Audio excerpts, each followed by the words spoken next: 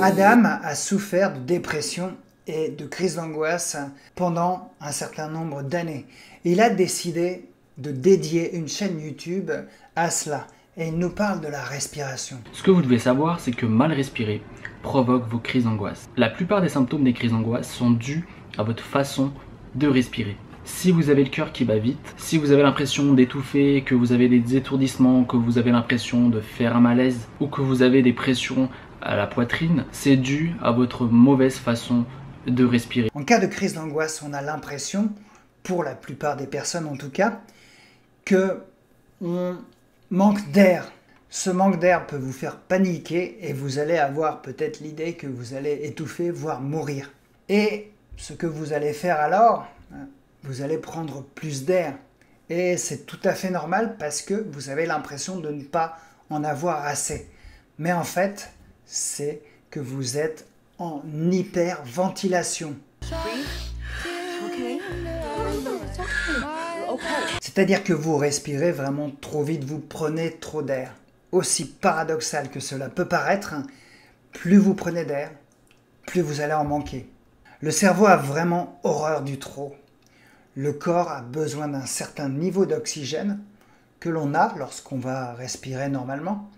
Et si on en prend trop, il va y avoir un mécanisme de régulation. S'il a trop d'oxygène apporté, le cerveau va décider de diminuer l'oxygène dans le corps. Il va tout simplement couper les vannes. Bon, je l'admets, le mécanisme est beaucoup plus complexe, mais ça pourrait faire l'objet d'une vidéo entière.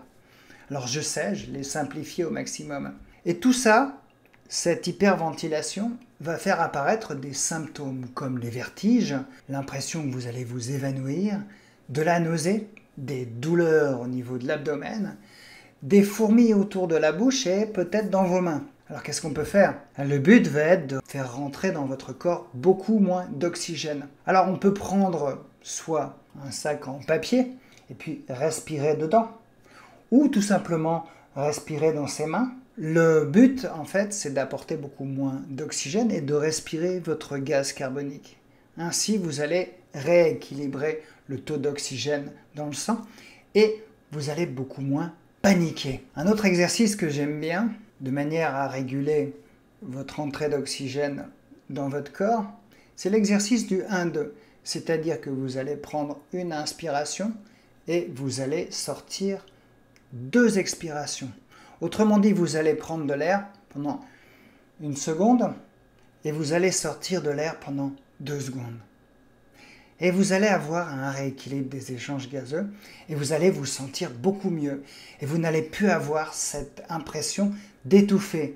Vous pouvez aussi, à la place de 1-2, faire 2-4, par exemple, 2 inspirations. Donc pendant 2 secondes, vous inspirez. Et pendant 4 secondes, vous sortez de l'air. Personnellement, pour me calmer, même quand je suis stressé, ça marche quand on a du stress, je fais 5-2, c'est-à-dire 5 secondes d'inspiration, donc je vais le faire, et 10 secondes d'expiration.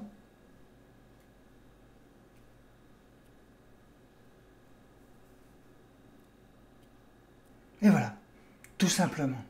Et ces conseils peuvent vous aider à gérer la crise sur le moment.